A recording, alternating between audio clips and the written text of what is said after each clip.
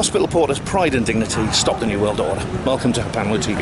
And I can't do the usual thing with my fist in the air like that because I'm carrying an extra bag. Those are my books, the Roswell books. Yeah, I'm here in Oxford, here in the city centre, and I'm heading off on another adventure. And I'm going off. I'll show you where I'm going actually.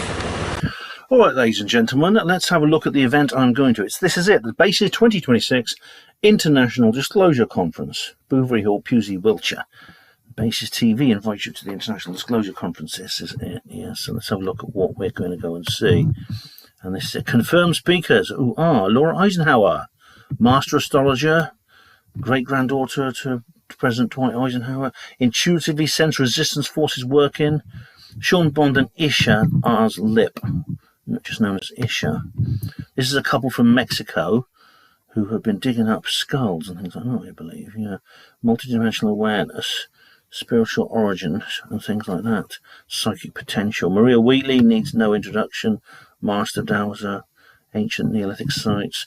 Dr. Amir Jahangiri, he was there last time and did cause quite a stir, and that's interesting. Mark Pilkington, the resident token skeptic. Yes, so he'll go down well, I'm sure. Thomas Mikey Jensen, regular webmaster of BASES TV, talking about Mars. There's some bloody reprobate called Emlyn-Jones. Uzi, never heard of him.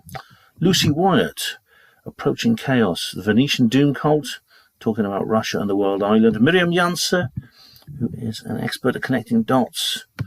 And yeah, it's really good. Selena Stenberg from Norway, she's really interesting, talks about consciousness researcher, cosmic bridge builder. Bob Osborne knows a lot about the Cornwall and things like that, and the Fabian situation. The black magic of the test card. Really? What's so black magic about a young girl playing noughts and crosses with a clown sitting next to her? Oh well. And then we have Beverly Rhodes. That's going to be disturbing because that is about child trafficking in South Africa. Penny Bradley, who's taken for mind fracture training at Langley, Virginia as a 4-year-old, sent to Mars, etc., etc. So yeah, this is looking good. This is really, it's a 3-day event, really cool. I'm speaking twice. I'm on the Sunday morning as well. It's not actually advertised, but I'm going to be on the Sunday morning there. And afterwards, there's a few things I can't go to. So there's the Dusky Edwards Memorial BASES tour, and then there's there's 2 tours going on which I can't attend because I've got to go home. But they look really good, so it'd be really cool if you can go to them. But Sue, please do. Well, obviously you're watching this, so it's already happened. But please enjoy the video about this event that I'm making right now. I've kind of made a good start and a bad start on this particular expedition, actually, because the bad start is that I'm actually not feeling too well at the moment. I have for about 2 weeks now. I've been feeling very low on energy. I feel like almost like something is dragging the energy out of me, and it's been it's been difficult. I mean, there's no specific illness symptoms I've had except one, and that's the worrying thing. My implant site has flared up. I'll just show it to you now. Okay, there it is, you see. I'm trying not to get any shadows on there.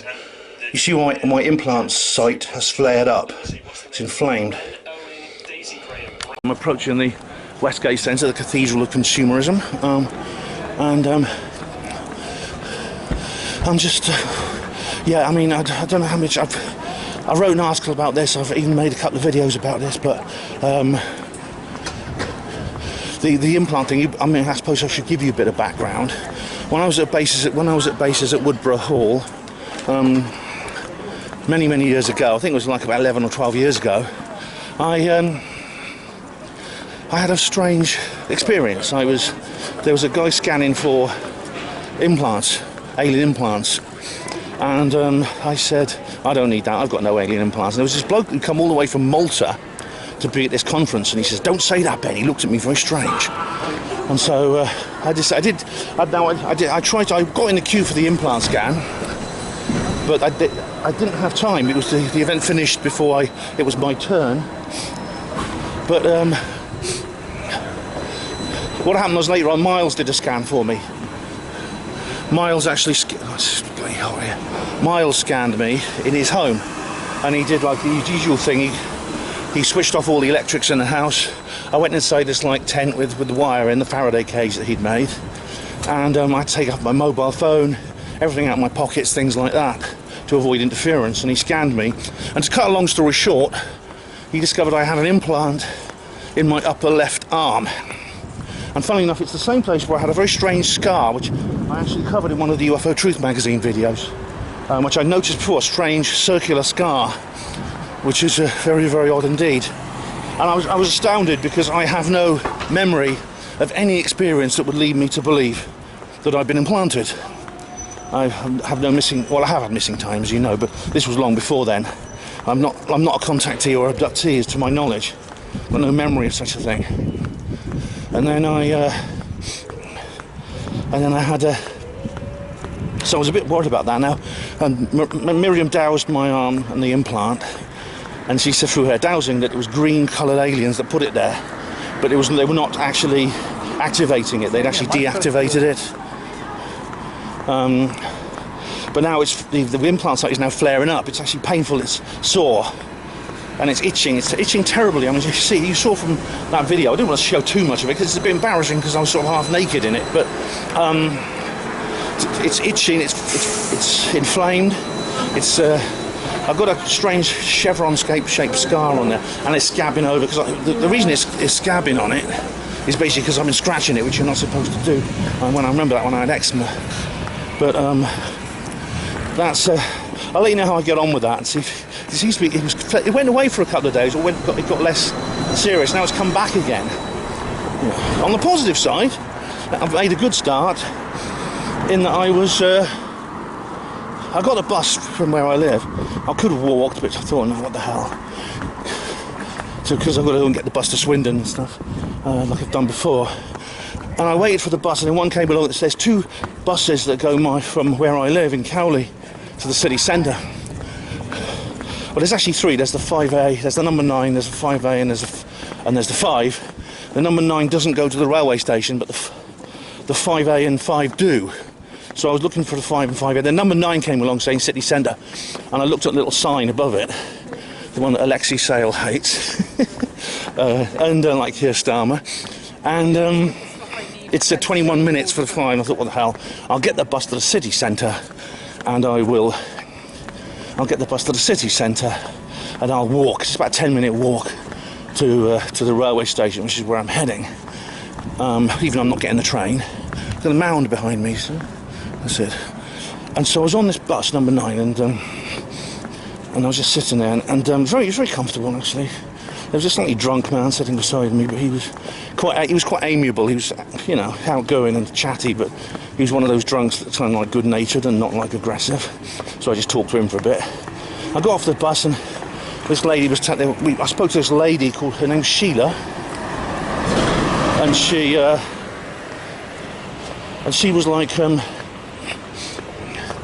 and she was like talking to the driver, because apparently he had been making trouble earlier on, and I stopped and I talked to him, and I said he seemed quite amiable when I saw him. She said, yeah, but she said he was giving trouble earlier on. Anyway, I walked up the road with this lady from the bus stop, and she noticed my t-shirt, and she said, do you believe in UFOs then? I says, yeah. She says, I don't.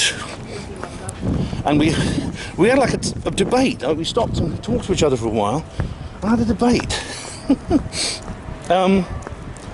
And it was really interesting, because it was good-natured, of course. I'm not the sort of person who gets angry with people for disagreeing at all, so it was a good-natured debate. And the fact she was rather attractive actually helped as well. I recommended her my website, but she didn't want to see it. And she was like, and at the end she said, oh, I don't go on computers, she said. But anyway, that's probably why she clearly didn't know an awful lot about the subject. But yeah, she was nice. I didn't give her my phone number or anything. I was just flirting. Yeah, I might see her again though, you know. She lives around. She lives in Oxford, so I might see her again. Oh, here we are, my friends. We're nearly at the place. If you know, if you're familiar with Botley Road and the roadworks there, the crashed UFO. It's been, was it 4 years now they've been doing this? Oh, it's annoying. But I don't know. Every time I come here, they change the the access pathway. So I'll probably have to go a different way. I have to work it out every bloody time. I'm tempted just to go at the station and get the damn train, but that'll cost a lot. You know, that's expensive. I want to try and save money if I can. And to be honest, the bus ride is much more pleasant than the train ride. So, and it's more. I think it's more interesting for you guys, you viewers, because there's more to see from the bus to Swindon than the train. All right, guys. So, wish me luck. Hopefully, I'll find my way through the chaos and get to the bus stop, assuming that bus still goes from there. There we are, look, it's on the side of that bus. Disclosure days everywhere. Look at that, we deserve to know, we bloody well do. Alright, where do I go now then? Kia fast, no you're not, you're slow as shit. Anyway,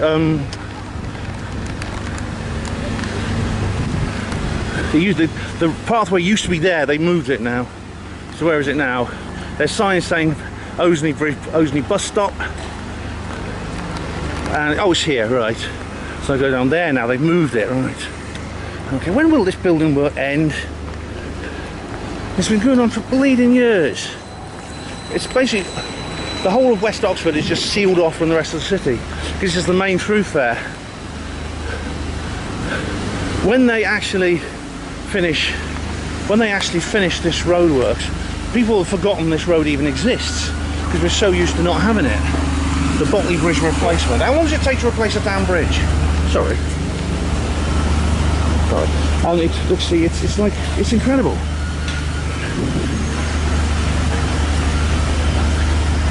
Keep left, dismount. How about I go this side? Traffic separation scheme. It's really strange. I wouldn't come down here at night.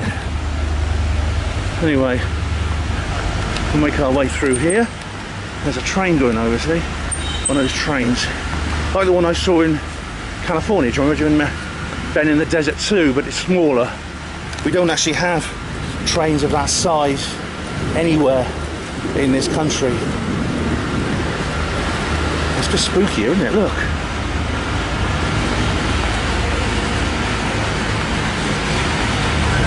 Ooh, ooh.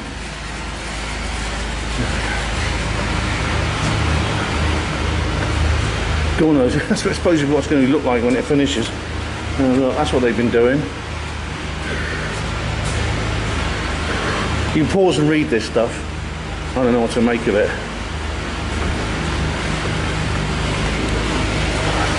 See that those artist impressions actually don't look much different to what it looked like before. They really don't. Anyway, we made it through. That's where they're lifting the Andromedan scoutcraft. Okay guys, this is the Botley flyover. We're going over it now, you can't see much, but basically the Western Bypass goes underneath those trees under this roundabout. And in 1977, I believe, a body was found there, which well-dressed man had drugs in his pocket that were experimental, medical, pharmaceuticals. He was never identified. Here we go. He was found, he'd fallen from here and landed on the side of the road. Yeah. Somewhere around here. I don't know exactly where. But I covered it in my Oxford Secret Science video.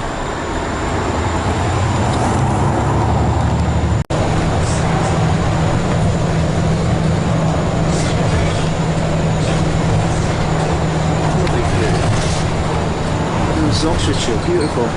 That there is a very mysterious hill. It's called Whigham Woods. Ellis Taylor will tell you about that place. Here we are. We're back in Farringdon, central outpost of the Tartarian Empire. Look at that there. Isn't that incredible? Look how low that building is there. Half in the ground, half underground. Well, welcome to Swindon bus station, which is actually just a row of bus stops in a road with no public toilets. That's the only difference. Anyway, I've got to find bus stop Y, And there's one going 25 fast, so I should get it RS. Okay, I'm getting there. It's a lovely day, beautiful weather, if you're not working. As Sargon of Akkad complained, you know, they just don't build things anymore. This is not a bus station. As I said, it's a row of bus stops. Well, my bus is only 8 minutes away, but as you can see, they actually have some proper seats here. You've got little tables like they have in the cinema, you can put your things on. Oh, you can charge things. They've got a lot of these as well, which are not like... Those are the more common bus stop seats, which you can't really sit on, you just sort of perch on them and lean on them. Especially if you've got a big bum like me. Well, I'm on the 49 bus that advises, and the weather is much better than last time. The sky over there, it's lovely. This is one of the most pleasant bus rides I've ever been on. If you ever get in this bus, get there early, get a seat upstairs on the front. You won't regret it. This is nice here actually. They changed the route slightly and we didn't go this way last time. It's a lovely little place here.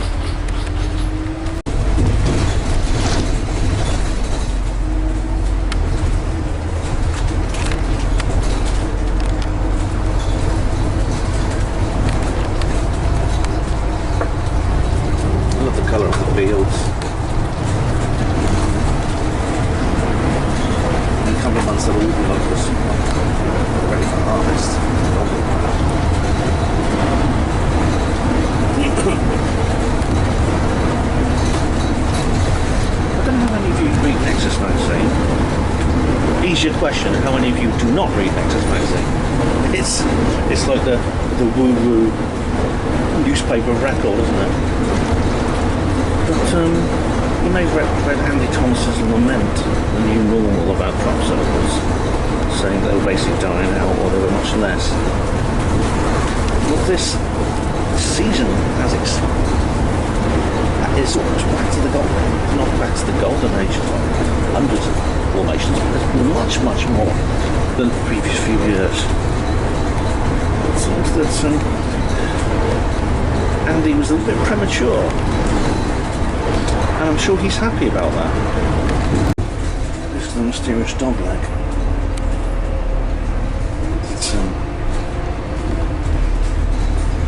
It's very difficult to explain, although if you know about the Mars mirror theory, you realise why it exists.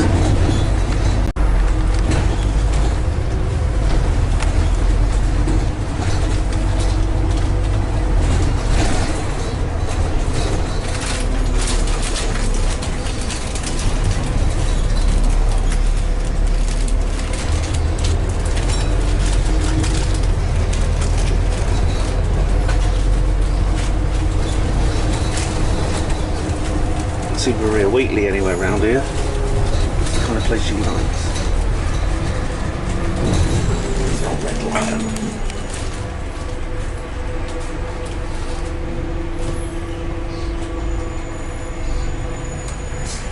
What a perfect place to come here.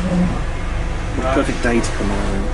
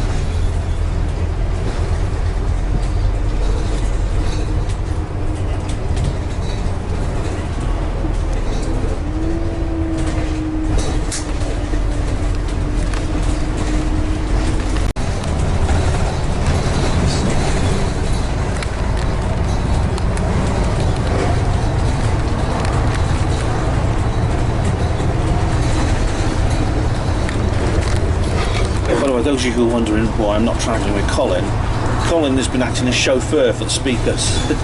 That's the international ones, picking them up from the airport, taking them to Miles's place, to the hotels, things like that. Just past the Beckhampton roundabout, and now we're heading west.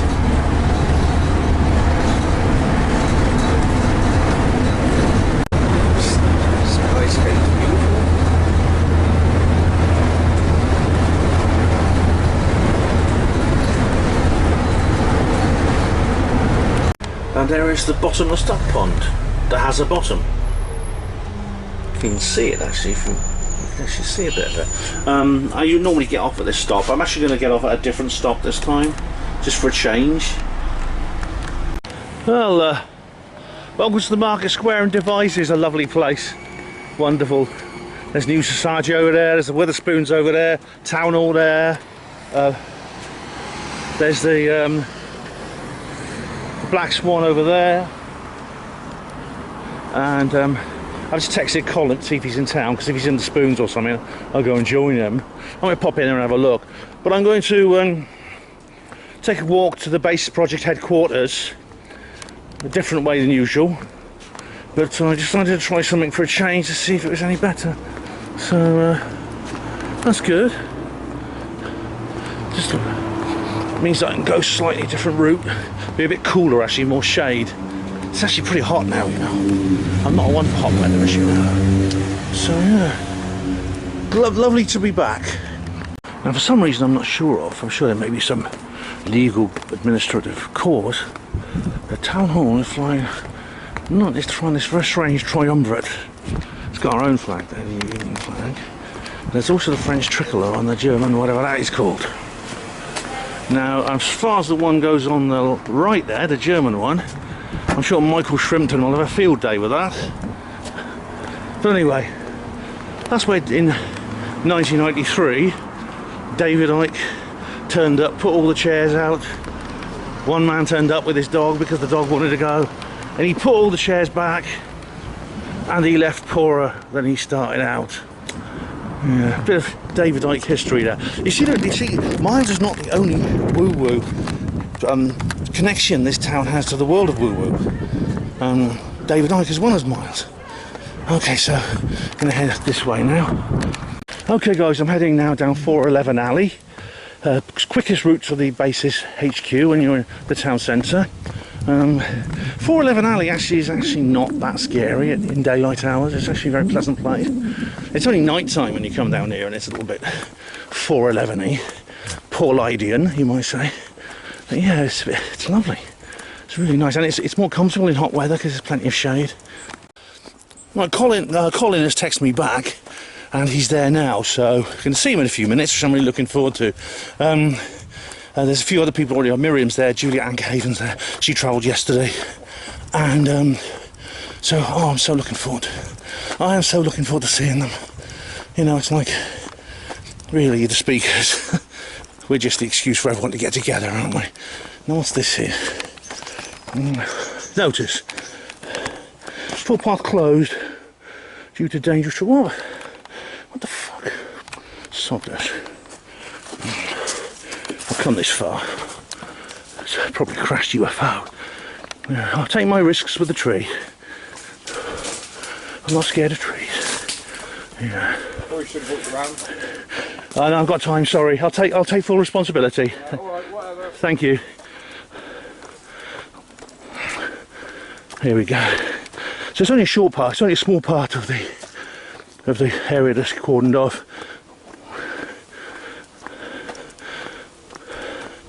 Here we are. So it was a tree, not a crashed UFO. Well, ladies and gentlemen, I have reached paradise at the basis project headquarters, in the garden here, lounging in the one that's, I don't like sitting in the sun directly, I'm in the shade. But I'm here with my good friend and comrade and space brother, the hecklefish to my AJ. It's Colin Wolford with a wicked hat. Yes. And there's Miriam as well, who's here, you know. And Julia Ankerhaven. Hi, Julia. How are you doing? It's great you're all here, and I'm just so happy to have arrived. It's great. I'm preparing for my speech. Mentally I'm preparing for my speech this evening. Glad to get it out of the way early so I can just relax. And yeah, Miles is off doing his Milesy thing. Don't disturb him. Don't even speak to him. Just let him get on with it. You know. Don't offer whatever you don't offer to help him.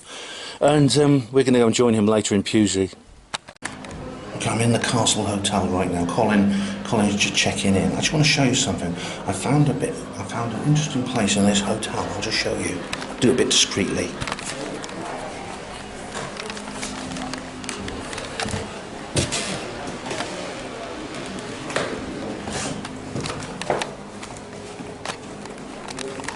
It's all quiet and empty there, it's just like the back rooms. It's a liminal space. Well, welcome, ladies and gentlemen. Colin and I are drinking, what's it, Cornish Flatler? Cornish Flatler. It looks a bit like Rattler, like it's got a snake on it. I thought it was the same, but it's a still cider, 5.5. Yeah, we drink it the way they do in the West Country. That is at room temperature or hotter. Yeah, sadly the fridge it didn't have any left in the fridge, so she got some downstairs. That's how it should be, and it's extra thick glass because it'll erode the glass. Otherwise, you know, it melts away the glass and it corrodes it. That's how cider should be in the West Country. Yeah. So that's what we're having right now, and this is actually the Silk Mercer, and you may not recognise it because I've not actually been in the garden before. It's glamorous and big gardens, but at least you can see outside. It does the trick, yeah. It's got these weird sort of spiderweb chairs, which are quite cool. I think that basically means when it pisses down with rain, it still dries out. Yeah, I think it's probably practical rather than decorative. But you know what, maybe both. But it's actually really lovely weather, and I mean, the reason I've not been in this beer garden before is because it's the first time I've actually been here when the weather's this nice.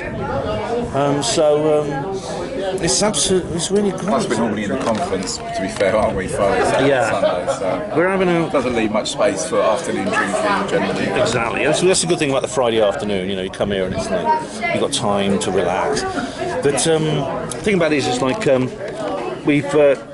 we're having a couple of drinks, not too much because I've got to speak, enough to oil the machinery without flooding the chamber, you know. And then I've got everything I need with me, so we don't have to go back to the house. Julia's there with Miriam, and they're going to make their own way up, join us, and we might have to put some chairs out or not. Yeah, and exactly. Miles was going to help me with. Miles asked me to help him with the stage, but he's obviously got someone else to do it because he did text me and say, "Ben, I need your help. Could you help put out the stage?"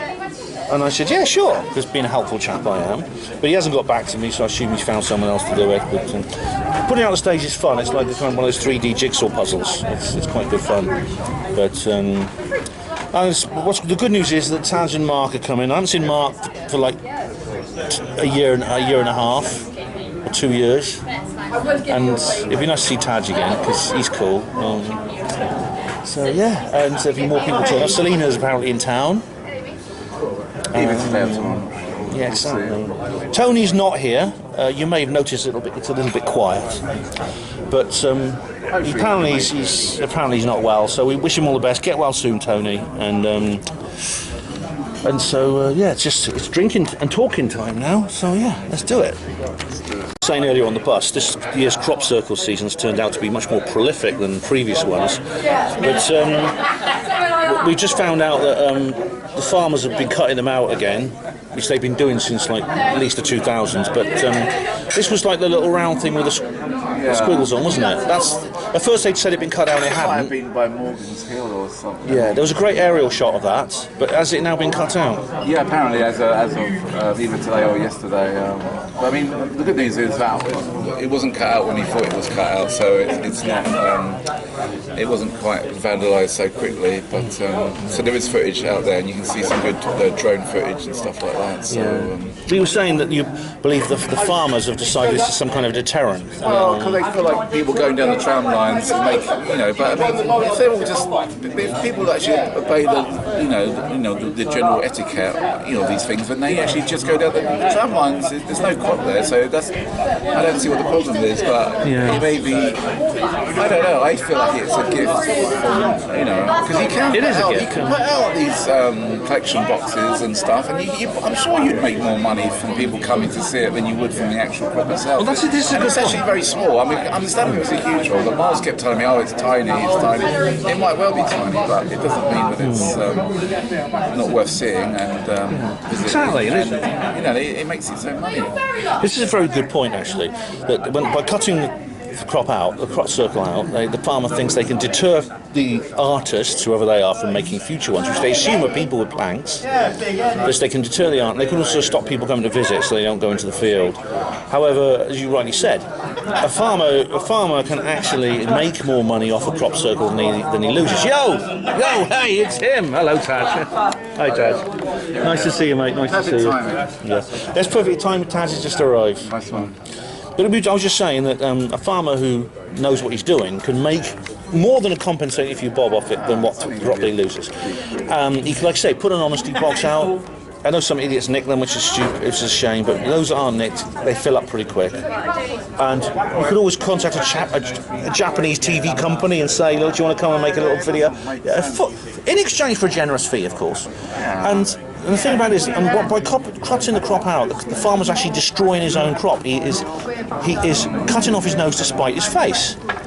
Maybe the circle might think twice about coming back to his field. This is what he hoped. This is what they hope. But you know, it really is just adding to his own just self-destruction, and he loses the opportunity to exploit the fact that he's got the circle in his field, which is. And as you said, you know, the National Farmers Union and the Crop Circle Connector and others have negotiated a code of conduct. Yeah, etiquette. Yeah. You just go down the tram line. Yeah, don't go in if there's a sign saying "Don't go in." You're not welcome. Don't go in. No. It's private property. Yeah. Don't smoke. If you see a farmer with a shotgun, then that's probably a sign that you need to get the hell out of there. It is a little sort of like nudge in the ribs, isn't it? Yeah. But also, you know, like don't leave the tram lines and walk over the virgin crop. Don't smoke in there. It's very simple. Don't leave litter. I mean, the NFU are quite happy with that, and as long as people stick to those rules, there's no reason why people can't. Like we can't all coexist in this world where this wonderful intergalactic artwork appears. So, yeah. Pleased to say we have been joined by another old friend. I'm not seen him for a while. It is Mark. Hello, Mark. Hello. How are you doing? Are you all right? Thanks. Are you enjoying that brew dog? I am enjoying it immensely. Great. Yes, we're having fun here. Still drinking.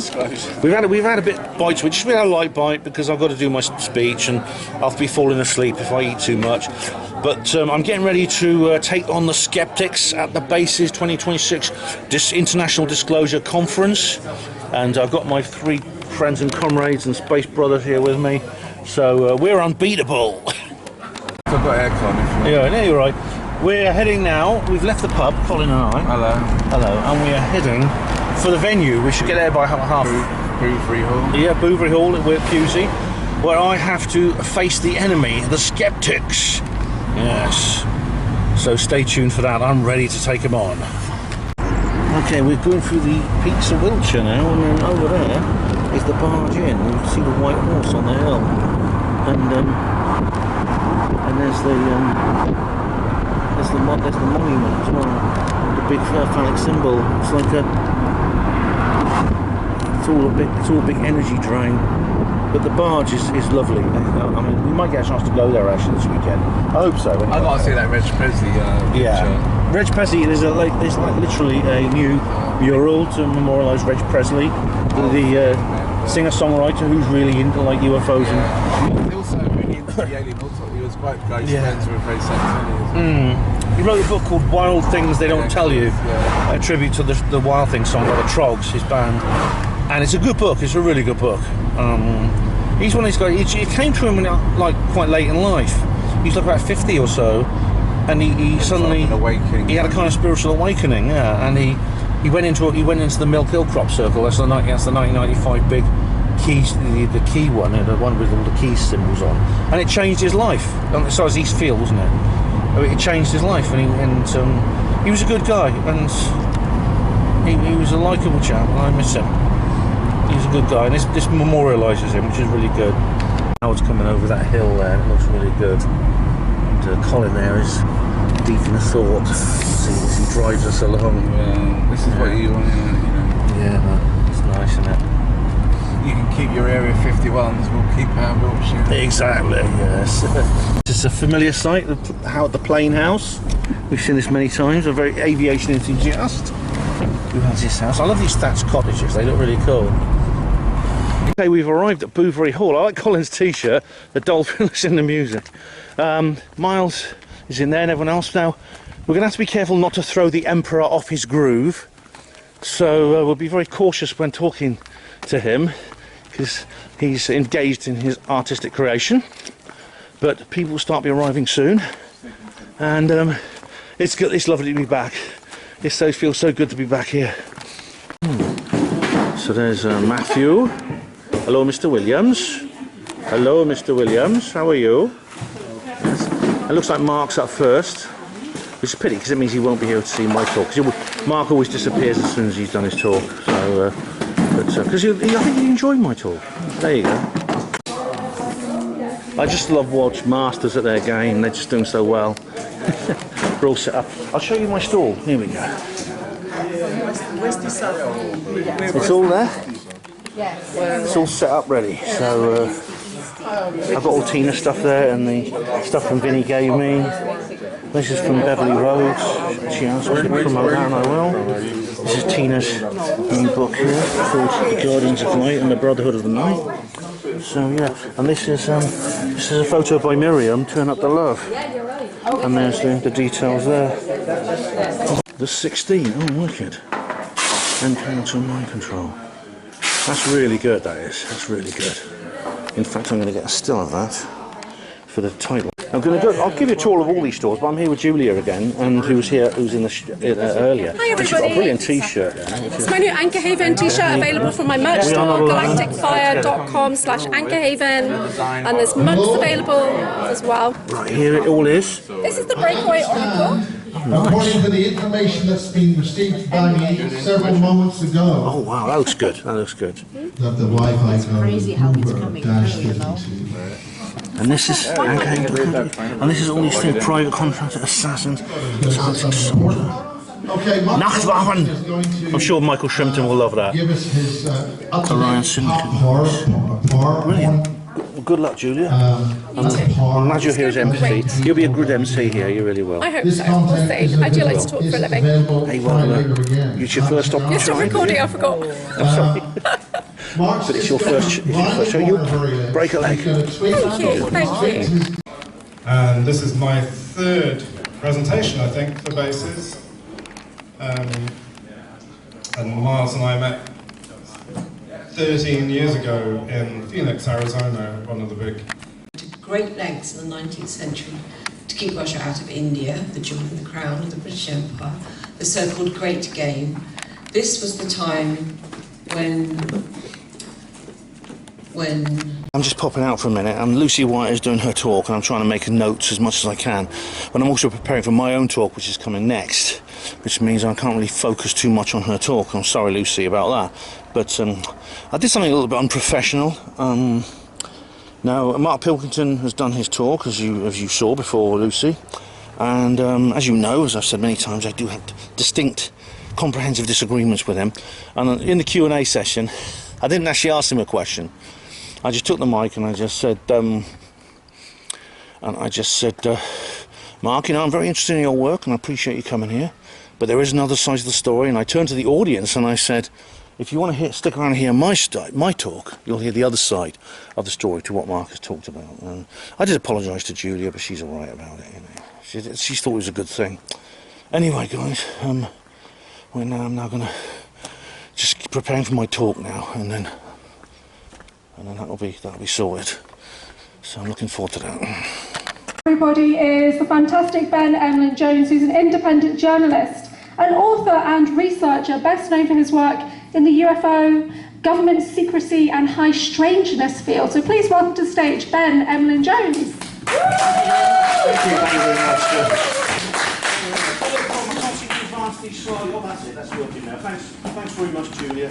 I'm just going to raise this up a little bit. Oh, ladies and gentlemen, I take it that you people who are here have some kind of belief in something weird. It could be UFOs, government cover-ups of various kinds, paranormal stuff, Bigfoot, Nessie, whatever it might be.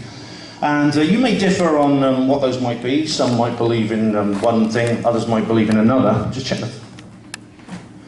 I've got 1 hour, I must remember that. But one thing, all of you, I take it, if you're here, probably believe in at least one of these things. Am I right? Yes. Yeah, that's it. And some of you might believe in all of them, probably even more than me, and I believe in most of them, I'll tell you. Yes, I'm on a scale of 1 to 10, and there is no spoon. But you know something? You probably also know somebody who will, whenever you express an opinion along these lines, they'll say, "No, it's not true. It's not true." And they'll come up often with some very, very long and detailed explanations why that is not the case. This could be somebody you just meet randomly and are thrown together with in a social situation. It could be a friend or colleague at work. It could be a member of your family. It could even be your spouse or your child or your parent. But am I right in thinking at least some of you have met a skeptic? Yes. Yeah, I have. No. Well, I've deliberately sought them out, you see. Yeah, the skeptic is kind of like something that is an inevitable part of our own existence, almost like a kind of Hegelian antithesis that we all have to encounter every so often. It's almost like an inevitable result of being ourselves. Now, skeptics are very interesting people. I've actually studied them. I've done what very, very few people on our side of the debate actually do, which is to study the skeptics. And to do that, I actually immersed myself in their culture. I've read their books, I've watched their movies, and I've been to their events. This is a Skeptic in the Pub event, which is, it's like a gathering of skeptics in a local area. There are over 500 of these around the world, including over 200 in the United Kingdom. If you live in a major town or city, the chances are there is a Skeptics in the Pub branch near you, and they meet every so often, get together, have drinks. Sometimes they'll invite a guest speaker. I do recommend attending these actually, because they're very interesting, and most of them, I've never had any sort of hostility in the ones I encounter, even when they know who I am, because I'm quite well known to them now as a kind of like, what's the word? Enemy within, so to speak. But it does feel almost like some kind of like inversion, some kind of Alice in Wonderland mirror inversion. They have their own conferences like this. The one we're doing now will have its skeptic equivalent. Maybe in a town near here, maybe quite close to this time. But what actually is a skeptic? We all know we all feel them in our minds about what they are. Some of you might have considered Mark Pilkington a skeptic when he was here earlier. I actually disagree with Mark, and I'll be explaining why, not in as much detail as I'd like, but as much detail as I can given the time allowed. But we have this sort of sense of what it is without really being able to define it. And what I'd like to do this evening is define what a skeptic is. The best way to start is to go to the definition of themselves on their own website. This is from Skeptics in the Pub, Oxford, my local branch. A skeptic is one who rigorously and openly applies the methods of science and reason to all empirical claims. A skeptic provisionally proportions acceptance of any claim to valid logic and a fair and thorough assessment of the available evidence, and study the pitfalls of human reason and the mechanisms of deception so as to avoid being deceived by others and themselves. But ladies and gentlemen, that's actually not what a skeptic is. That's their persona, it's what they believe they are. And I actually think the skeptics themselves are the people who least understand themselves and understand who they are. This is not a description, it is a slogan. I don't actually disagree with anything written there. I think it's all fair and right, but I'm not a skeptic. So why is that? We'll explore. Anyway, what happens is when you meet these people, these skeptics, you'll very often find that they'll start explaining why A, B, and C is not true that you believe in. And what you'll find after you've talked to them for a while is that they deceive themselves as well, and they deceive themselves because they often use bad reasoning, logical fallacies, and other kind of like debating tactics, which if you use them, they immediately point them out. But they use them and it doesn't seem to bother them. They have this very, very blinkered attitude towards them. Like I said, they don't even understand what they do and why they do it. Now, one of these is raising the bar. Raising the bar is one of the skeptic debating tactics. Demand evidence from your opponent for everything he says, and then when he delivers, demand more. When he delivers more, demand more, even more. Remember, your thirst for evidence must be unquenchable. So, for example, hypothetically, I can give you many real examples. Let me give you a hypothetical example. Supposing a man walking his dog late at night in a forest in Suffolk came across a strange triangular craft that landed in a field, and these aliens got out and danced around it, right? And he went back and told everyone. What would the skeptics say? There's not enough evidence. You were the only witness, you just heard it. You saw it, you were telling us, but I'm not going to take your word for that without evidence. What about the local airbase? Why were they not alerted? Why did the security police from the US Air Force not come out and investigate? Why did they not make little casts of the landing feet and things like that? Why did the deputy base commander not come out into the woods with his dictaphone and make a tape explaining what was happening? If they had done that, I would believe you, but until then, I'm afraid there's just not enough evidence. But what have I just described to you? I've described the Rendlesham Forest incident. And the skeptic then demands the evidence which has been provided by the Rendlesham Forest incident, that is, all those things I described, but what do they say now? So is the skeptic now going to say, okay, well, if that happened, I'll believe you. But it has happened, and do they believe us? No. They say, but, wait a minute, raise the bar. Maybe it was a lighthouse. Through the tree, maybe these highly trained security policemen actually saw a lighthouse flashing and they thought it was a triangular-shaped craft with aliens dancing around it. Maybe, and wait a minute, maybe it was a truckload of burning manure. What a load of manure that was. Or maybe, I don't know, it was a joyriding ice cream van that some people had stolen and they were driving it around having fun. That's got to be my favourite. So that's raising a bar. Sock 'em with the Occam. Occam's razor. All things being equal, the most likely explanation is usually the right one. So this is a problem-solving exercise. If your portable radio breaks down, try changing the batteries before you open it up and start fiddling with it, because flat batteries is the most likely reason it's not working. The thing is, that makes perfect sense within known systems of likelihood, within known hierarchies of likelihood, when you're trying to solve a problem. But the thing is, the skeptics apply this to systems where we don't know what that hierarchy of likelihood is. So they will say things like, well, what's more likely, Ben, with the Rendlesham Forest incident? Did aliens from the planet Zartog land in a wood in Suffolk outside a base? Or did these highly trained US Air Force security police see a lighthouse through the trees and thought it was aliens? Now, the answer to it is I don't know, because I don't know how often aliens from the planet Zartog land compared to how often highly trained security police from the US Air Force are deceived by something so silly. So I can't answer that question. The skeptic, they will still keep applying it wrongly in this case. Extraordinary claims require extraordinary explanations.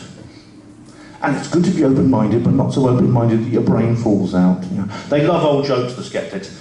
So what is this saying here? This is actually Carl Sagan, I think, quoted this. I'm trying to hold this in my hand because I know it's possible.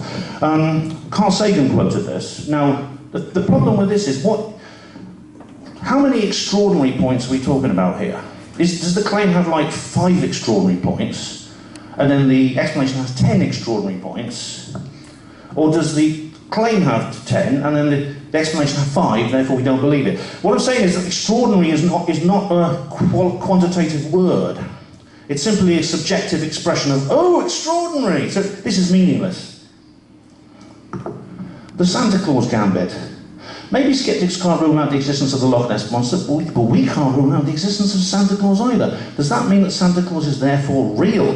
This is an adaptation on this as well, which is the burden of evidence. Skeptics not making the claims, the onus is on the believer to provide evidence that their claim is true, not on the skeptic for proving that it is not. The onus. You know, I'd never heard that word onus until I came across skeptics, and I don't think I've actually heard anyone other than skeptics say it. Skeptics do love certain words. They have little habit phrases and terms that they keep repeating. Another one is caveat. They love the word caveat.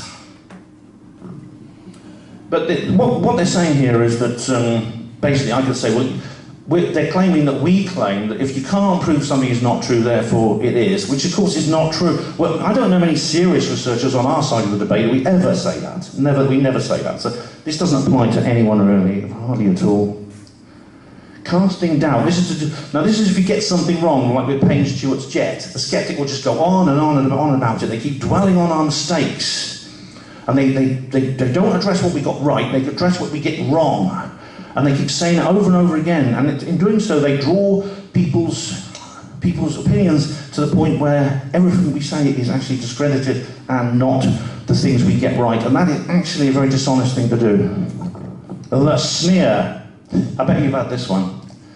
Anyone who believes we've been visited by extraterrestrial aliens must be a lunatic, a fool, or a con man. If you believe this, you must be a maniac, a simpleton, or a fraud. Now, what's wrong with this? What does it tell you about the existence of aliens? Nothing.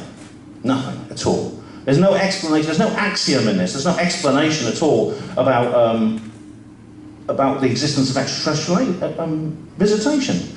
I could easily turn this on its head and say this: anyone who believes that 2 + 2 = 4 must be a lunatic, a fool, or a con man. If you believe 2 + 2 = 4, you must be a maniac, a simpleton, or a fraud. Does 2 + 2 therefore equal 5? No. This is what's called an ad hominem fallacy. And also, it's also poisoning the well. And this gets really bad at some point. And Richard Dawkins, I'll be talking about him later. Yeah, he said, he only met in his documentary Enemies of Reason, right? He said, right, he refers to the 9/11 conspiracy just once, and he says, "You all think that the Jews were all phoned up the day before and told to stay off work, don't you? You think that? Well, I don't." Actually, very, very few people do. But what he does is, by saying that, he's by referring to the 9/11 conspiracy just once, and making that point, he's actually, what he's saying to us is, well, you're wrong, you're bad people, because you all think that, don't you? It's actually not true. Over 300 Jews died on 9/11, including 6 Israelis, and no serious researcher disagrees with that, but Dawkins doesn't want to prove us wrong. He wants to say, you're bad, therefore I don't have to prove you wrong. It's a bit unlikely, isn't it? Can you imagine it? Hello? Hello? Ishmael, is that you? Yeah, who's this?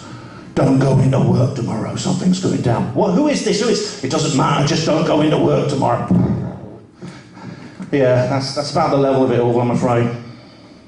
It's just a coincidence, you know. How many of you get this? It's a coincidence. Well, the thing about this is, right, they'll say that this A, B, and C is a coincidence. If you say, I mean, we had this, someone was, who was it was saying, I think it's, Mark actually said, there's no such thing as a coincidence as a one wise man. Well, sometimes there is, and the thing is, when there's a coincidence, for example, 2, you get 1, and you get 2 together, and that's a coincidence. 3 together is not a coincidence. I think it was, I forgot who it was, but someone, I think it was Charles Hall who said that. The thing about it is, though, then the skeptic will say it is. They will say everything's a coincidence. And it doesn't matter how unlikely it is, they'll still say it's a coincidence. And the problem is, they might be right, because there's nothing physically possible in this world so unlikely you can say that cannot happen, you see. And so therefore this becomes kind of get-out-of-jail-free card. And whenever skeptics say, well, it's just a coincidence, I say, well, okay, well, what threshold of likelihood, what statistical ceiling would you set where you will stop saying things are a coincidence above it? Where is it, and why will you set it there? And they never answer that question, never. They mutter incoherences about p-values and Bayesian inference, but they will not answer that simple question. I'm sure there's a rational explanation for this. Now, this is not just a skeptic thing. Steve Mera is always doing this. And whenever he does, I said, oh, what's a rational explanation? And you see, the word rational explanation is actually not really a very good term, because what they actually mean is, well, it could mean 2 things. It could mean an explanation in which we've arrived by being rational, or it is an explanation that doesn't involve spooky stuff. And when they say rational explanation, people usually mean the latter. The problem is that there's no such thing as a rational explanation, only a rational method, because otherwise you could say, well, if you go to a haunted house and there's no ghosts, that's a rational explanation. It implies that if you go to a haunted house and you find that there are ghosts, that is by its very nature an irrational explanation, however rational you have been in your research project. So this is like a loaded term. And it's actually, it's misleading. Okay, where do these skeptics come from? Well, skeptical ideas can be found throughout history. I mean, even in the ancient world, there were what we would call skeptics today. The modern skeptic era began with this guy, Harry Houdini, who was he was into sort of bondage and SMN and things like that, you know. But he was also an escapologist. He performed tricks where he would escape from these things. But he was also a guy who opposed the fought against what he called fake mediums, fake psychics. When his mother died, he became very, very dedicated, thinking that they were just making stuff up. They were using tricks to make people think they were communing with their deceased loved ones when they weren't really. And he also offered a cash prize for anyone for whom it could be proved completely in a laboratory condition. Now, James Randi, someone later on, did this exact same thing, yes. This is the godfather of modern skeptics. He was born in 1928, 2 years after Harry Houdini died. And I can't help wondering, actually, if you know, Houdini was up there in the spirit world, and I don't know if you think about reincarnation, and he thought, I know, I'll come down and have another go. But this is a guy who has his $1 million challenge, and I'll tell you more about that later, because it's supposedly the last word. It's not the last word, but that's how people describe it. But he has, he's like the guy they wheel out on TV whenever they want to talk about ghosts, UFOs, anything like that, and bring someone who will provide a rational explanation, or saying it's not true. Now, this is Randy here with his partner there. Now, this guy's called Davy Pena. Remember that face of the man you see standing next to him, because that'll come up later. This guy's Uri Geller. Now, he's Randy's worst enemy, because Randy's been on was on a 55-year campaign against this guy when he first appeared on TV. The thing about it is, though, I suspect that Randy knows more than he's saying, because Geller, it revealed, was working for Mossad and the CIA as a remote viewer. And he's not even hiding it anymore. He confessed to John Ronson, a journalist, many years ago. He's now been in a documentary explaining how he spied during the Six-Day War and things like that, and the Arab-Israeli War and things like that. And do you think Randy doesn't know that? I think Randy's brought in there I think Randy may be contributing to his cover in that respect. And that is $1 million, ladies and gentlemen. Now, if you can talk to the dead, levitate, do anything really weird and spooky, right, and you have these powers, all you have to do is go to James Randi and he will give you $1 million as a reward. And this is supposedly the last word. This is supposedly the reason why these things don't exist, because no one has ever claimed that prize. And Randy says it's all fair, it's all done legal, it's all watertight, and no one's ever won it. That means there's no such thing as supernatural powers, or is there? Because James Randi's not the most honest man in the world. He died actually a few years ago, but that's not a reason not to criticise him. Now this is James Randi here, and the two guys you see next to him are two young lads called Steve Shaw and Mike Edwards. Steve Shaw is currently a magician. He's called Banachek, and he performs under that name. But back in 1979, Randi recruited them to infiltrate the James McDonald Psychic Research Laboratory. What happened was that James McDonald, the millionaire, actually created a laboratory for psychic research to try and prove the existence of ESP. And Randy said, no, it's all a load of nonsense because these things don't exist, otherwise they'd have won $1 million and things like that. And so he said he likes these sort of sadistic tricks. So he got these two guys here who were like magicians, amateur magicians. They used to perform card tricks and things to entertain their school friends. And he said, go into Mac Labs. Just don't tell them anything. Just say you've got psychic powers and see how far you get. See if you can fool these hyper-rational psychical researchers.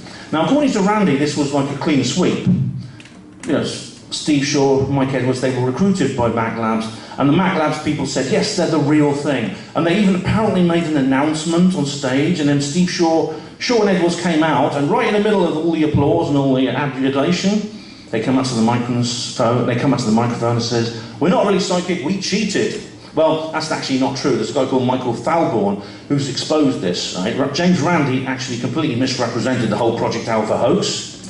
The announcement was made in 1983, yet Shaw and Edwards were dropped in 1982 because they failed to produce the results. Indeed, the Mac Labs people suspected these guys of cheating. But Randy doesn't talk about that. Randy made a video saying, oh yes, I got it all right. I was the one who did it, and I won, and I was... Randy never gets anything wrong. He gets everything right, and according to his public persona, and he's a showman, he's a stage magician, he is the perfect person, but he's not. Now that there, do you recognise him? He was a bit younger there. That is Davy Pena, aka Carlos the Great. Now Randy actually sent this guy to Australia to play a hoax to see how far this guy could get pretending to be like a channeler and psychic and guru, and it ended up being on TV and everything like that. Credit where credit's due, Randy did expose a genuine hoaxer. This is Peter Popoff, he was a Christian evangelist who supposedly was getting messages from angels when he actually had an earpiece in his ear, and that was giving him psychic messages from basically his wife backstage with a radio. The thing about it is, though, that skeptics, this is why they don't understand themselves. This is Psychic Sally. Now, Psychic Sally was accused of the same thing, based on no evidence at all. Randy at least gathered the evidence. He got a police expert on communications in 1986 to infiltrate Popoff's performance and pick up the radio transmissions with a scanner. No one did this with Psychic Sally. They just heard of some hearsay at one of her shows in Dublin, and then they went on to accuse her in the Daily Mail of doing the same thing. Now, Sally sued them and won £130,000 in damages, very, very richly deserved. But the skeptic, I actually studied the skeptic forums when this happened, and they don't even understand the magnitude of their own blunder. It's amazing, it's amazing how blinkered they are to themselves. They have no ability to look at themselves in the mirror. Now, remember the $1 Million Challenge? All you have to do is turn up and repeat some kind of supernatural power in a laboratory condition. James Randi will give you $1 million. Right? That's the last word. It's all above board. You go in there, you get a solicitor, it's all organised, right? So surely, because no one has ever won the $1 Million Challenge, supernatural powers don't exist, because they would have otherwise. Well, guess what? Maybe the $1 Million Challenge is not as honest as we've been led to believe. This is the paper. I've got the entire court papers here if you want to see them. But this is the first page of some documents of a lawsuit by someone called George R. Simpson. Now, George R. Simpson applied for the $1 Million Challenge, and the JREF, that's Randy's organisation, wrongfully terminated his contract. So he went in to do the preliminary tests, and then they wouldn't call. He was calling them, they wouldn't call him back. I think the reason for that is that George actually passed the provisional test, and that the JRF didn't like it because they didn't want to pay out this $1 million. So what George did, he sued them, and there was a lawsuit for a while, and after a while it went quiet. And the reason it went, there's only one reason why it went quiet. It went quiet because they settled out of court, which means they agreed to pay Simpson something or other. Why didn't the JRF fight it? If Randy is all honest and above board, why didn't the JRF say, okay, take us to court? It'll be the best publicity imaginable. Someone tries to sue them, and they win. And then the $1 Million Challenge, they can say, is still watertight, but they didn't. Now, talking about James McDonnell, this is the headquarters of McDonnell Douglas, and this is where it gets a bit weird, because something else is housed in that building. It is actually the Virginia headquarters of the James Randi Educational Foundation.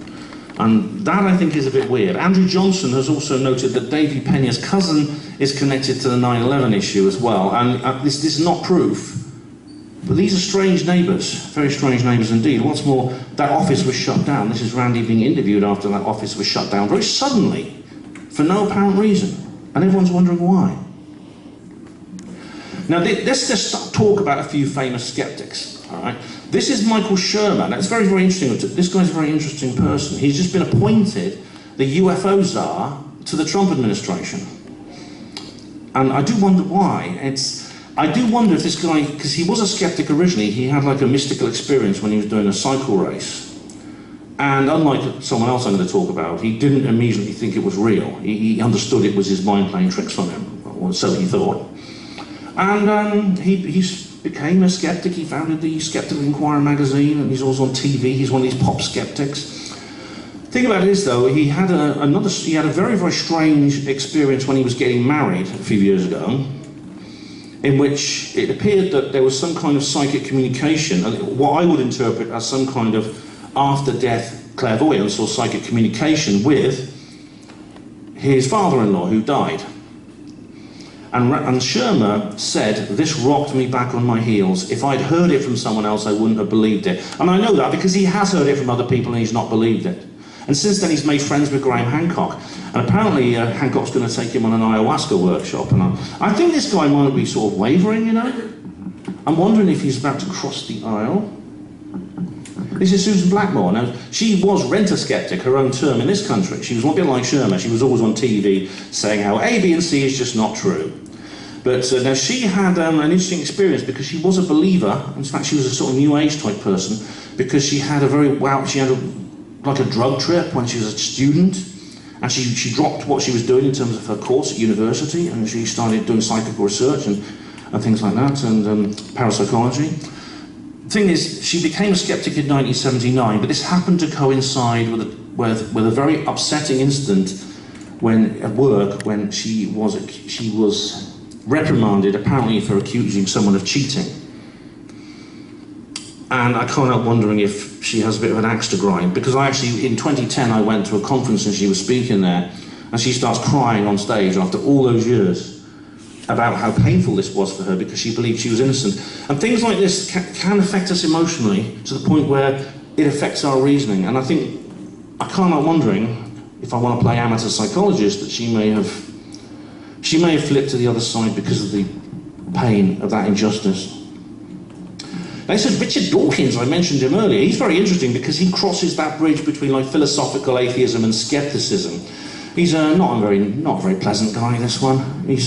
There's got to be nicer people than him, surely. Oh, God. We've got to go there, haven't we? Yeah. Now, this bloke, Professor Brian Cox, is extraordinary because he's a particle physicist. That's his profession, it's his training, it's his education, and he knows everything there is to know about particle physics. The problem is he knows absolutely nothing about anything else. Yet he's always on TV talking about everything else, like he knows about it. Maybe it's his shiny white teeth with silky black hair. I don't know what it is, but this guy is like he's becoming the Mr. Skeptic. He really is, with a new one to replace Chris French, because Chris French is retiring, and this is kind of the young apprentice. But you know what? Skeptics say that they believe in freedom and free speech and things like this.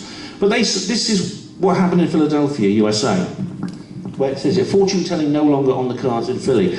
The local council decided to shut down some spiritualist churches and tarot readers, crystal ball diviners, and people who do divination and things like that. I mean, there was an appeal, and they appealed to freedom to worship and religious freedom and things like that, and they won. But you know what? The skeptics were 100% behind this ban.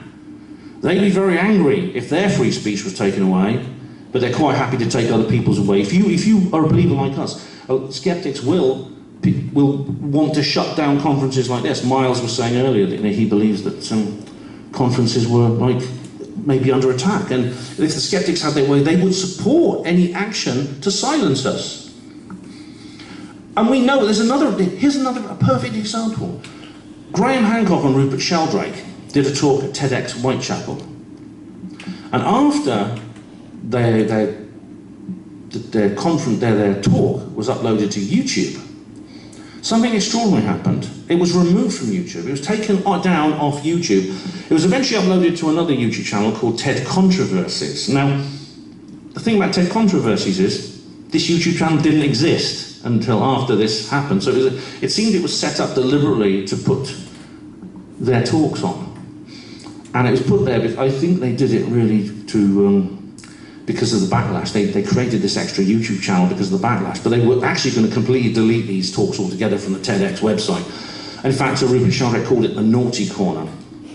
What TEDx actually said was this. They said, after due diligence, including a survey of published research and recommendations from our science board and our community, we have decided that Graham Hancock's and Rupert Sheldrake's talks from TEDx Whitechapel should be removed from distribution on the TEDx YouTube channel.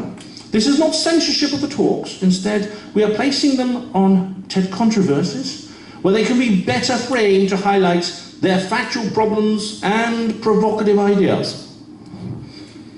There you go, you see, free speech, but only for skeptics. And here's another example. This is Dr. Paul Offert. Now, this guy is one of the most incredible can I say it, vaccine people there are, right? This guy literally wants people rounded up and forced to have vaccines. He believes that vaccine hesitancy is essentially criminal.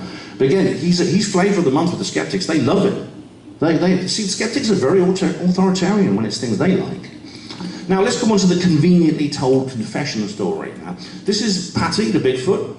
This still from the famous movie taken in 1967. Now, something strange happened. Chris Packham, you may be familiar with, he presents TV programmes on nature and things like that here. He got a phone call from Bob Gimlin, and Bob Gimlin said, "That there is my wife dressed in a furry suit. It wasn't us, it wasn't really a Bigfoot. I'm confessing to you now, we made it up. I got my wife to dress in a furry suit and walk in front of the camera." Now, what do you think the reaction was from the skeptics? Confession, we have a confession. It's all over, case closed. Someone has confessed, that is the end of it. You, put that book down. You stop writing, it's over. We have confession and that's all there is to it.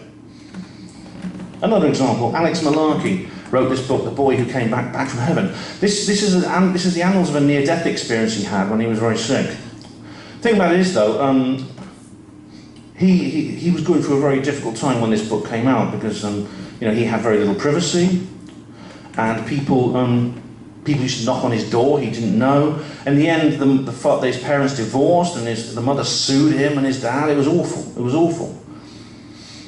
So what I'm saying is here that a confession is a claim too, and confessions can be falsified. In the case of Alex Malarkey, we have a motive for falsifying a confession. He must have been. This is a young man who was he suffered terrible injuries. He was learning to walk and talk again after this terrible car crash. He'd written this book that turned him into a minor celebrity, which was causing terrible strife within his family. At some point, he and his father Kevin must have just got together and say, "Look, can we just roll this back? Can we just pretend it didn't happen? Can we just say we made it up and then maybe we can go back to normal?" But the confession say, no, he's confessed, so it was not true, he never had a near-death experience, they made the whole thing up. Another good example, this is Kate and Margaretha Fox, the people who supposedly invented spiritualism. Now, that's not true, they didn't, but they did create some of the major spiritualist networks around the world. In 1848, they heard noises in their home when they were young girls. And this led to spiritualist churches and things like this. The problem was that by 1888 they were in a very, very bad way. They were suffering the celebrity lifestyle problems, which is they can't walk down the street without people coming up and speaking to them. People keep writing nasty things about them in the newspapers. Their husbands were threatening to divorce them, stuff like that. And they were getting very, very upset. They were both heavy drinkers and things like that. And at some point maybe they just got together and said, "Look, can we just tell everyone we made it up? Just tell them all we made it up, and they'll leave us alone, and and this can all be over." But Derren Brown actually referred to this in his Seance documentary. Derren Brown being a big-time skeptic, and he said, "Well, there we are. We have a confession. Kate and Margaretha Fox, they made it up and they confessed. Therefore, that's how we know that spiritualism isn't real." Do you see the problem? And this is the bit you've all been waiting for. Are the skeptics actually secret agents? Are they actually there to create disinformation and confusion and to discredit real things? This is Jenny Randalls. Now, she's a very interesting character because in 1982 she wrote this book, Sky Crash, A Cosmic Conspiracy with Brenda Butler and Dot Street. Now, these three ladies wrote this definitive book about the Rendlesham Forest incident. Which it covers all the reality behind the incident very, very well indeed, and very, very factually. Now the thing is, Jenny Randalls has changed because in 2002 she wrote this, UFOs That Never Were. It turns out that sometime in the late 90s she became much less pro-UFO. What are the reasons why? I don't know. Richard D. Hall has mentioned something about this. And her co-authors were not Brenda Butler and Dot Street. It was these two characters, Dr. David Clark and Andy Roberts, two of the big-time UFO skeptics in this country. So what happened to her? Did someone get to her? Did someone bribe her? Did someone threaten her? So why is she suddenly like parroting this? Why she suddenly started parroting this kind of this skeptic position? Now, when Mark Pilkington did his talk here, he referred to a mirage. That's the title of his book, Mirage Men. And in other words, he believes that the whole UFO phenomenon, there's a genuine core to it, and the phenomena occur, but everything we know about it, Roswell and stuff like that, is all part of some engineered neo-mythology that was created by the intelligence services to launder more down-to-earth secrets and to control the population, to control the public, to mess with our minds. And he believes that's still going on today. In fact, his talk, if you remember, was all about that. His talk was describing a massive conspiracy of government essentially to make up UFOs, to make the whole thing up and sell them to us and present them to us and to persuade us the government is coming clean, the government is giving us disclosure and things like that. But if you think about it, it doesn't really make sense. And indeed, I wish I had time to give you more details about this particular issue, because I could say an awful lot more about it. What Mark is claiming is that the government is drawing our attention towards something with the ultimate objective of deflecting it away. In other words, for example, if you have a secret spy plane, indeed he covered this in Mirage Men, in the book and in the movie, supposing it's a spy plane program or something like that, and people are seeing it in the sky. Well, what do? You could tell them, you could ask them not to tell anyone, you could just ignore them, hope they, and don't allow anyone, don't give them any attention, things like that. But it seems that the CIA and the other intelligence services said no, and indeed Mark believes he has some quotes from people who said this. They said, no, let's say, oh, you saw an alien spaceship, not a secret spy plane. And that way the secrecy will be buried. And at some point someone came up with the idea of deliberately putting out stories about UFOs and aliens, so that people would stop seeing these things in the sky and for what they really were. There's a bit of a problem with that. If you would draw someone's attention towards something with the ultimate objective of deflecting it away, it can very easily and badly backfire. Indeed it has. I mean, Mark doesn't refer to this issue, but Area 51, right? Who heard of Area 51 before Bob Lazar? I hadn't. According to Mark's thesis, that Bob Lazar must be some kind of CIA asset who was deliberately put out into the media to say, I went to Area 51 and there were aliens there. Now, by doing this, he made people think about Area 51 less, to look at Area 51 less, to deflect their attention away from Area 51? Of course not. Of course not. In fact, more people go to Area 51 now. Well, it's like it's on the Las Vegas tourist trail. Colin and I have been there. Including people who don't believe in aliens and are interested in secret aviation projects. So what I think we're dealing with here is some kind of double bluff. It's literally like a bank robber. A bank robber taking his money from the bank, and what would he do with that money? There's several things he could do. He could bury it under a tree, make a secret note in code of where the tree is and go away and not tell anyone. But according to Mark, he wouldn't do that. What he would do is, he would dress up in a pink tutu, jump up and down to get attention, jump up and down on top of where he buried his secret stash of money, and every time a policeman goes past, he says, "Excuse me, Mr. Policeman, over here, just to let you know, there's no stolen money buried under here, just unicorn bones." Okay. How long would it take that policeman to work out what was really going on, I wonder? Yeah, so in my view, a lot of what we call the skeptic positions, maybe through no fault of their own. I'm sure Mark is not working for any three-letter agency. He's just an author who has come across some information, but he's interpreted it in the wrong way, in my view. But I think this double bluff maybe covers all kinds of things. This is Helen Duncan. She was a psychic medium who was jailed in 1944 under the Witchcraft Act of 1735. This was to do. There were several reasons for this. One of them was to do with wartime secrets and espionage. But maybe there was another reason as well. Maybe there's something else that the government don't want us to know about. The afterlife? Would they cover up the afterlife? It's interesting. I don't have time really to explore that in detail, but I will leave you with that question, and maybe you can come and talk to me about it later, or maybe you can talk. I can do another talk all about this particular subject. But I do recommend watching The Discovery. Have any of you seen The Discovery on Netflix? Any of you? Someone has, great, yeah. It's a really, really good film where Robert Redford plays he plays this mad scientist who discovers proof of the afterlife.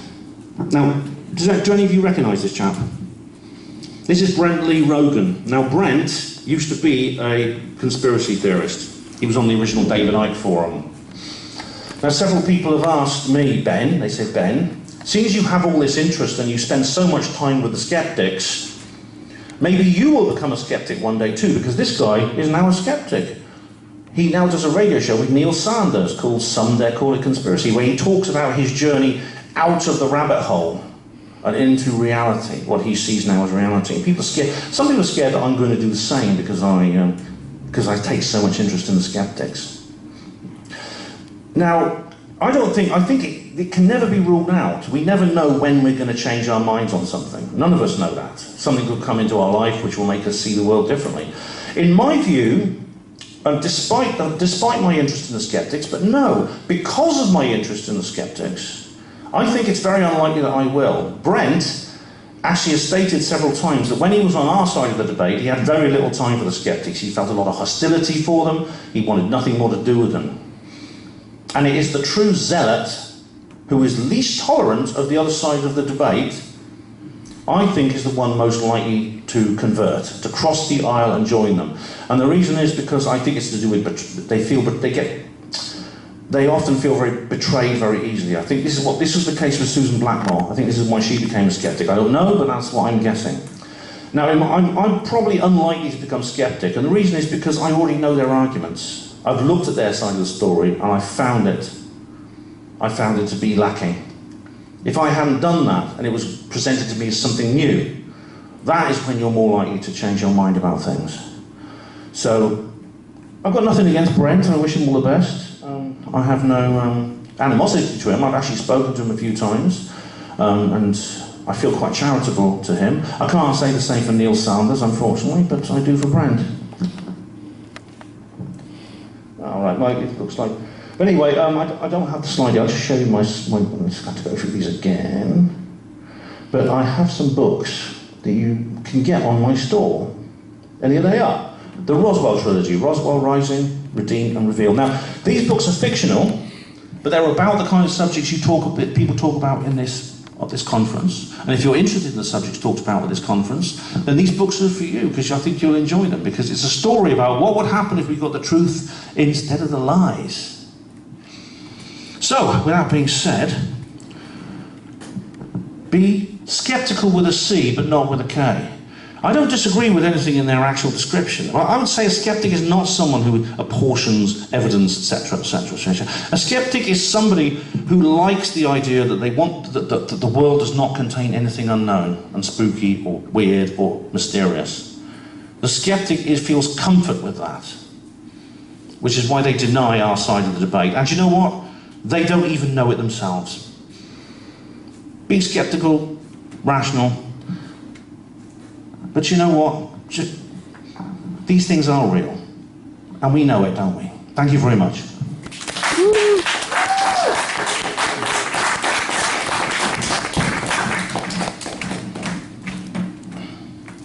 That was brilliant. Thank you so much. Have we got any questions for Ben, Emlyn-Jones, before we finish for the evening? Would anybody like to step forward with a question? Will you talk to him tomorrow? You'll be here tomorrow? I will, yeah. It looks like I've answered everything. That's great. Yeah, that'd be brilliant. So thank you so much, Ben. You're That was welcome, amazing. Julia. You're welcome.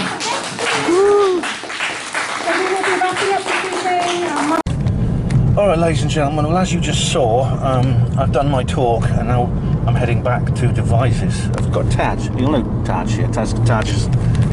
I've accompanied you on several adventures, haven't I? To various places over the years. Blackpool, Manchester, and Taj and I are now here at the Basis project. I must say I'm not happy with that talk. I think I was disjointed and I was fumbling with my words, and I don't know why. Maybe it's because I've been feeling low lately, and maybe it's something to do with my implant. I don't know, but my health has generally been bad. I'm not my health. I mean, there's no real symptoms except real tiredness for the last couple of weeks, as I explained earlier. I think that might have something to do with it. The talk I gave, as you know, if you're a regular, is a shorter version of a much longer talk I have given and do a lot better. But I was asking people in the audience, and they actually really did enjoy it, which is good. I mean, as long as the audience like it, that's the main thing, I think, so what I think of it really is irrelevant, but yeah, I'm tired now. I want a bloody long, cool cider, and I want something to eat. Oh, yeah. It's been quite a day, ladies and gentlemen. The first day of the Basis Project Conference, International Disclosure 2026, is over, so... But the party is just beginning, so Taj and I are going to head back to Devizes and we're going to get down and boogie. Oh guys, we're in the Wetherspoons, it's about midnight and we've had dinner and here's our drinks.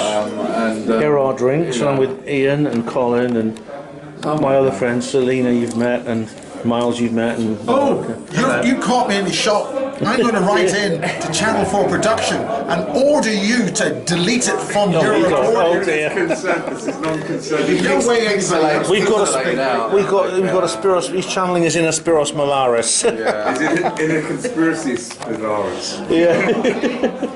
Oh, I'm tired now. I'm going to bed. Oh. Yeah, but it's been a good day. It's been a good day. I feel better now. I've had a couple of drinks, and I've had something to eat, and I feel a lot better. Right, guys, I've left the pub, and I'm going back to the Basis Project headquarters. It's very quiet here for a Friday night. It's spooky. It's almost ghost-like. It's almost like a zombie apocalypse scene here. And I had a good time with my friends. Had fun. Now it's time to go back to the Basis Project. I don't know if you can hear me with the wind.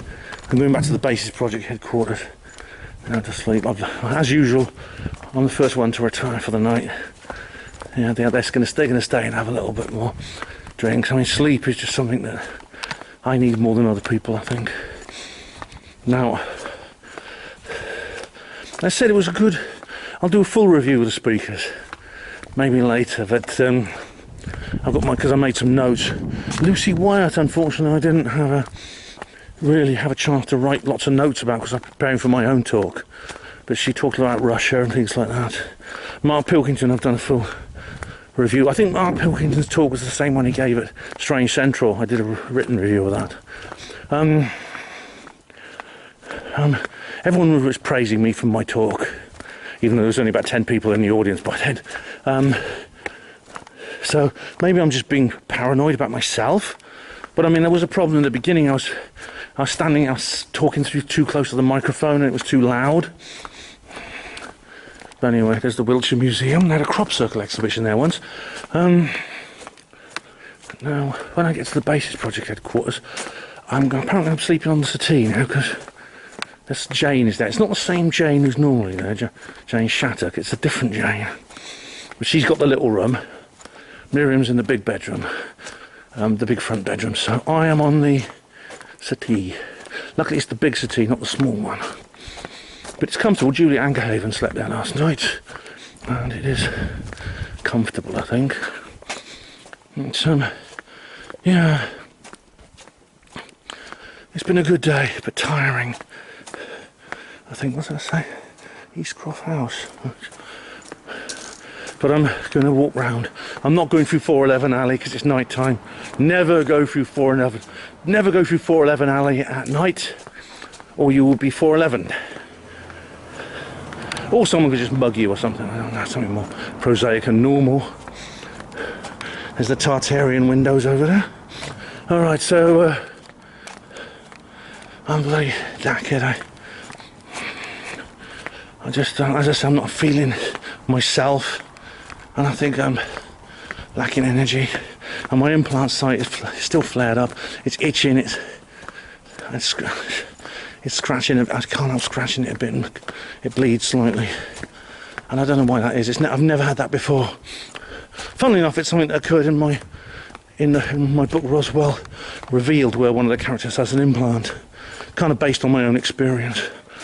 But I don't know why it's flared up now. Is it activating? I don't know what's happening. If so, why? Because according to Miriam's dowsing,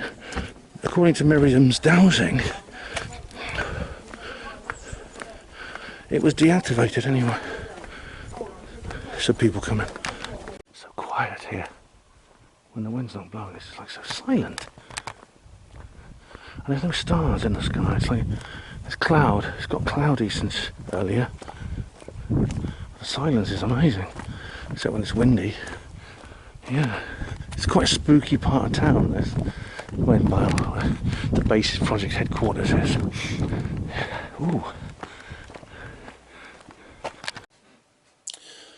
Well, good morning, everyone. Welcome to the Basis Project headquarters. I am sort of just waking up now. I slept on the settee last night and didn't sleep all that well, actually. I think because I went to bed too late. Because since I've been a hospital porter, when I was a hospital porter, I sort of like I have a biphasic sleep pattern, which means I tend to sleep. I think I talked about this before on my Disclosure Day video. I get the 5 o'clock slump, which means I get home from work and I sleep for about an hour and a half in the afternoon. And now I couldn't do that today, so when I got back from the pub, and I had a lovely time in the pub last night with the others. It was like coming to 1 AM, and it means I have to get up in less than 6 hours, and I can't relax. I can't really relax properly, and so I was sort of getting up every half hour to go to the toilet and stuff like that. And the settee's very comfortable, but it's a bit low. It's almost like being on the floor. And so you've got to kind of roll out and then sort of hoist yourself to your feet, which is not easy when you're like a big chap, you know. So I kind of just sort of had a series of naps really last night, not a proper light sleep, and but I'm gonna make up for it. I'll probably be better off tonight, maybe. So we had to sort of when we got back from the conference, we had to cram in a meal and like loads of drinks and all the socialising, like in a quite short time. We've got more time this evening. And Miles is there, you see. Oh, Miles, good morning. Hope you're doing well. Good morning. Yeah.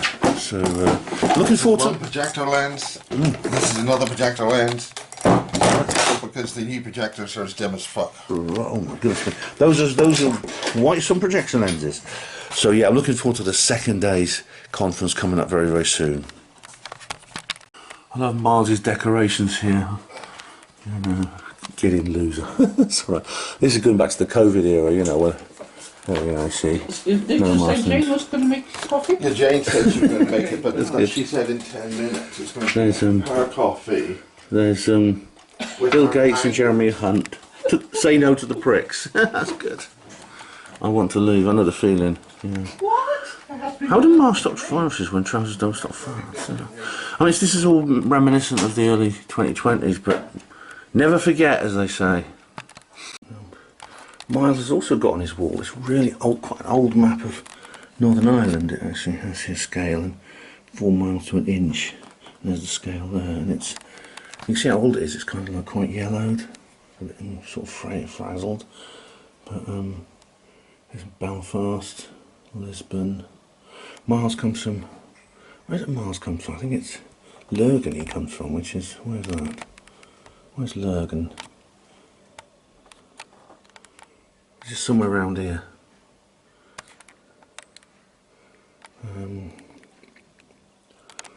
Portland, Armagh, Monaghan. There's Loch Ness. That's a place you can go. You can go sailing and boating on there. It's like this huge lake. And there's the Mourne Mountains. That inspired the Mourne Mountains. Inspired C.S. Lewis to create Narnia. Dundalk. It's an amazing map. Oh, we're going to get it. I'm in this car here with Jane, who's not the other Jane. Do you want to be in frame? Do you want to be in frame? Jane from Project Libertas. Yeah, Jane from Project Libertas. And we are going to the venue now. Jane is staying with Miles too, and we're heading back for day 2 of this conference. Okay, well, I've set out my stall, and you know, and we're sort of like getting them. People are just slowly arriving. It's about 9:15. Everything kicks off in about a quarter of an hour. So yeah, the troops are rallying right now as we speak. And I look forward to seeing everyone for day 2 of this conference. The Vale of Pewsey, simply minding your own business, but happen to be going to certain places, and that's where we'll have a little chat about things. It's called the Dusky Edwards Alien Base Tour. Dusky Edwards was a lot. I believe, yeah. Just going to nip outside. Just going to head out. Hi, Busty. Oh, excuse us, thanks. Just going to take a few minutes to say a few words because I've just nipped out of Miriam's talk. Because I'll be busy in the break. But one thing I forgot to say yesterday was to say thank you and credit Colin Wolford for being my cameraman when I did my talk. And my talk that I thought was substandard and no one else did. Thanks very much for that, Colin. Another thing, the results have come in from the Makerfield by-election, and unfortunately Andy Burnham won, and he won by an even bigger margin than expected. I mean, inevitably a lot of people are going to think this, maybe they rigged the ballot. Considering, like you say, the enthusiasm for Restore Britain, it seems strange that Restore Britain, the results were exactly dead on what the opinion polls predicted, 7%, which seems unlikely. Then on the other hand, it could simply be it was a bad day and people were very conformist. They lacked the nerve or the imagination to move to vote for something different. Maybe I'll say more about that on maybe a future live stream or something. But yeah, and it's awful because basically what's happened is the Westminster elite have exploited and used the people of the constituency to get their chosen man, the Fabian, Andy Burnham, into, well, eventually the plan is to make him Prime Minister. And if they had just simply not elected him, it would be just so much, things would have been so much better. But there you go, it can't be helped. But, you know, I know for a fact that the Restore Britain team fought a fantastic campaign. Rebecca Shepherd, very, very good candidate. And people were pouring in there for everywhere. It was like the Spanish Civil War. People were like going to Makerfield deliberately to help with the canvassing. Thousands and thousands of people. It was a magnificent campaign, and they should be proud. Whatever the answer is to this conundrum, they should be proud of themselves, and they did nothing wrong. They didn't fault in any way. So thank you to all those people. This includes Rhiannon, a well-known loyal viewer of mine. She and her boyfriend Michael went there. Fantastic stuff. Anyway, I'm going to get back in there and see Miriam. See you later, guys. Are two broths that I visited because they asked me, can you please tune in? And I did. This is the first one. And it's so amazing that they are that old. Very, very healing. And as other researchers like Paul Devereux have pointed out, it's trained to expose and enhance the male voice in some of these chambers. And it's interesting that a lot of men were placed at the back. And then it was finished with burials.